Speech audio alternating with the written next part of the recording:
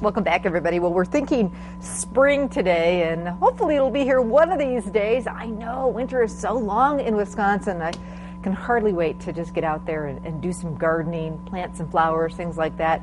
And if you're one of those people with a green thumb and you also are just waiting to get out there and dig, obviously you can't do that right now, but there are some things you gardeners can do to get ready for spring, and the folks at the Green Bay Botanical Garden have some great ideas on stuff we can actually be doing right now.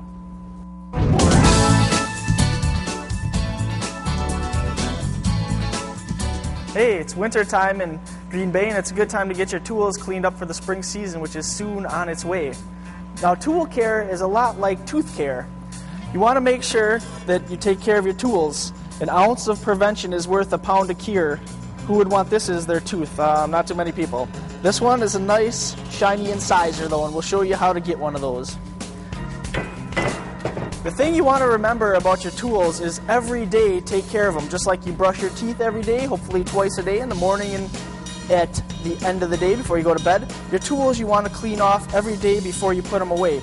You can see this one's got a lot of dirt and grime on it, so one of the easiest things to do is just take your hose with your nozzle and spray it off and clean it off. Sometimes you need to take a wire brush just to get some of that dirt that's caked on there and clean it off before you put it away. You can also do another thing in the winter time. After you've cleaned it off, you could put some just regular motor oil into a bucket of sand, pour it in there, mix it up really good, and then you can put your tool up and down to kind of clean it off and give it a light coating of oil, and then hang it up for the season. If you have rust or corrosion on your tool after you've cleaned it off, which we haven't on this one, you can take some steel wool and kind of get that rust and corrosion off. And the other thing you might want to do is use a product like WD-40 or PB Blaster to help go into that corrosion and get it off. So you would just spray some of this on there and then take your steel wool and scrape off that rust and corrosion, and then go to the light coat of oil for the winter time.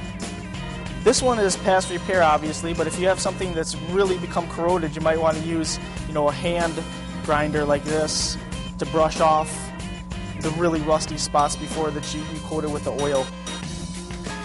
When using something like this, just make sure that you wear the proper safety protection. You don't want a piece of the brush or of the metal coming into your eyes. Once you have a tool like your trowel or your shovel or your loppers or hedgers cleaned off, the thing that you want to do is make sure that it's sharp. So there's a couple different ways to do that. On something like this, you can take it apart and then use a small triangular file down the blade, or some of them you can just leave together and do that. Just go one direction and sharpen it until it can put a piece of paper in there and you can slice through it. Or you could use a small whetstone to do a similar type thing. On something like this, on a shovel, one thing that's really important is to wear gloves when you do it, because if you slip with your file, you can easily cut your thumb or finger. So on something like a shovel, you can either put it in a vise to hold it still, or you can kind of put it between your legs like this. And then the thing you want to do is just go one direction all the way from the edge of the shovel to the tip of the shovel. The thing about sharpening shovels and your other tools is that it makes everything go a lot easier. It's gentler on your body when you're having to cut things and dig things, and it really helps out when you're gardening to have properly maintained tools.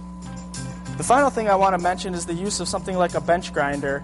That's something you would want to use for an axe or other large tool. You could use it for a shovel. The important thing to remember, of course, is safety.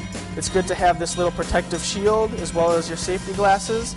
And when you put the tool in there, it's really important not to get it too hot, or you'll damage the temper of the steel and it won't hold its edges well. So an axe or something like that is something you might want to sharpen once during the off season in the winter time, and then as needed throughout the season as you use it and it becomes dull. Here's some tips for your tools, and gardening is just around the corner.